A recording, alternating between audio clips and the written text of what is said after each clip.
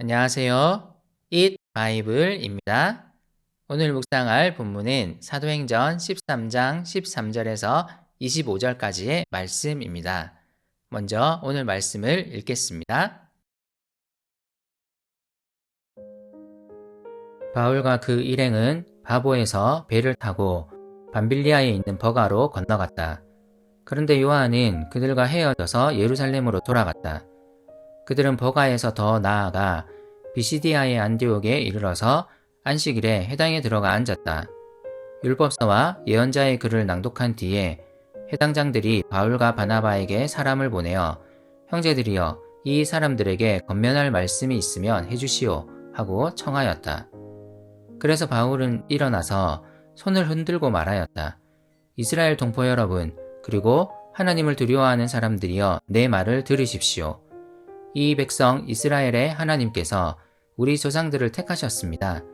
이 백성이 이집트 땅에서 나그네 생활을 하는 동안에 이 백성을 높여주시고 권능의 팔로 그들을 거기에서 인도하여 내셨습니다. 광야에서는 40년 동안 그들에 대하여 참아주시고 가나안 땅에 7 족속을 멸하셔서 그 땅을 그들에게 유업으로 주시고 약 450년 동안 차지하게 하셨습니다. 그 뒤에 예언자 사무엘 시대에 이르기까지는 사사들을 보내주시고 그 뒤에 그들이 왕을 요구하기에 하나님께서는 베냐민 지파 사람 기스의 아들 사울을 그들에게 왕으로 주셔서 40년 동안 그를 왕으로 섬기게 하셨습니다. 그 다음에 하나님께서는 사울을 물리치시고서 다윗을 그들의 왕으로 세우시고 증언하여 말씀하시기를 내가 이새의 아들 다윗을 찾아냈으니 그는 내 마음에 드는 사람이다. 그가 내 뜻을 다 행할 것이다 하셨습니다. 하나님은 약속하신 대로 다윗의 후손 가운데서 구주를 세워 이스라엘에게 보내셨으니 그가 곧 예수입니다. 그가 오시기 전에 요한이 먼저 회개의 세례를 모든 이스라엘 백성에게 선포하였습니다. 요한이 자기의 달려갈 길을 거의 다 갔을 때에 말하기를 여러분은 나를 누구로 생각하십니까? 나는 그리스도가 아닙니다. 그는 내 뒤에 오실 터인데 나는 그의 신발끈을 풀어드릴 자격도 없는 사람입니다. 하였습니다. 바울의 3차에 걸친 전도 여행이 시작되었습니다. 저는 바울이 3차에 걸쳐 여행한 거리를 지도를 통해 볼 때마다 경이로움을 느낍니다. 복음에 대한 그의 열정과 수고가 느껴져 마음이 찡할 때가 있습니다. 동시에 원래는 복음을 반대하는 자였던 그를 세우신 하나님의 은혜가 또한 놀랍습니다. 하나님은 오늘도 우리를 통해 내가 속한 공동체를 통해 복음이 전파되도록 하십니다. 키프로스 섬을 떠난 바울과 바나바는 배를 타고 지금의 터키 지역으로 이동합니다. 이때 마가 요한이 일행과 헤어져 예루살렘으로 돌아갑니다. 사도행전 15장 38절을 보면 마가가 일행을 버리고 도망한 것임을 알 수 있습니다. 이 마가는 나중에 사도행전 15장에서 바울과 바나바가 갈등하여 헤어지는 계기가 됩니다. 지금의 터키 지역에 도착한 바울과 바나바는 키프로스 섬에서 그랬듯이 다시 유대인의 회당부터 먼저 방문합니다. 안식일 해당 예배에 참여한 그들은 그곳의 회당장에게 사람들을 말씀으로 권면할 기회를 얻습니다. 당시 해당 예배에서는 율법서와 예언서를 낭독한 뒤 그날 방문한 유대인 랍비를 통해 권면의 말씀을 듣는 것이 흔한 일이었습니다. 바울은 그곳 회당에서 유대인들과 해당 예배에 참석한 일부 이방인들을 향해 복음을 전할 기회를 얻었습니다.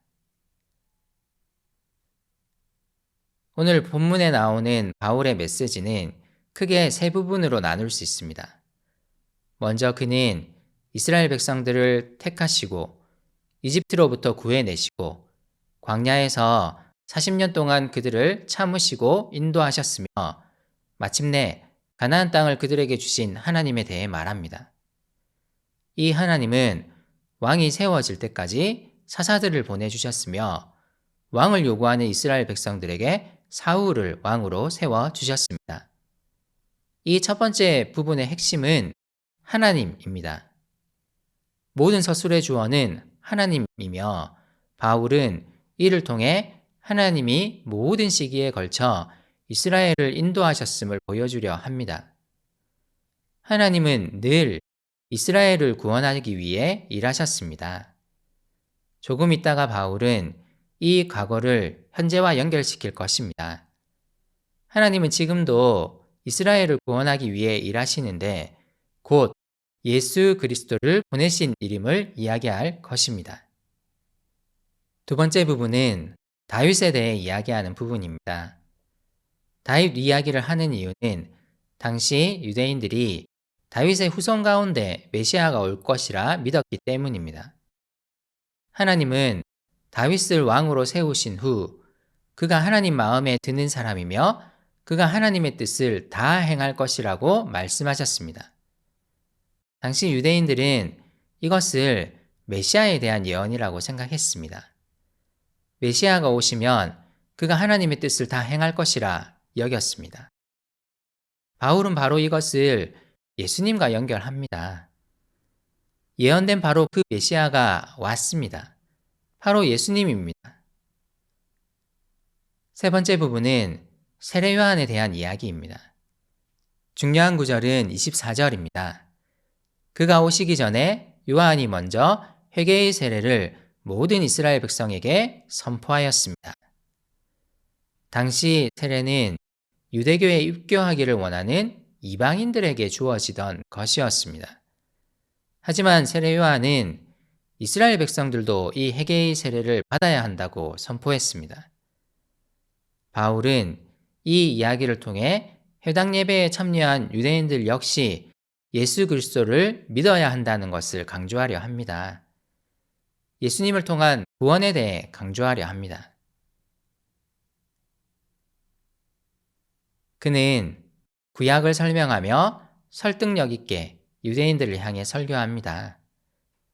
하나님이 오늘도 사람들을 구원하기 위해 일하고 계심을 이야기하며 이로 인해 메시아 예수를 보내셨음을 선포합니다.